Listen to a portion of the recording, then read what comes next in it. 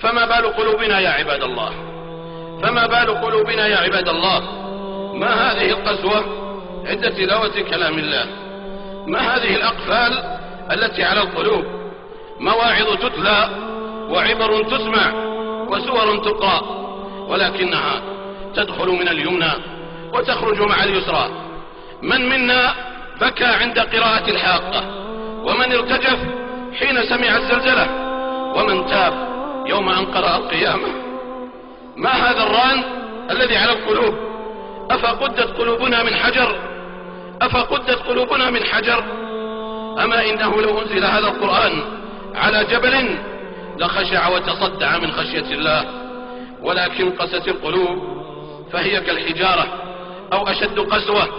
وإن من الحجارة لما يتفجر منه الأنهار، وإن منها لما يشقق فيخرج منه الماء، وإن منها لما يهبط من خشية الله، وما الله بغافل عما تعملون. أعاذنا الله وإياكم من القسوة والغفلة.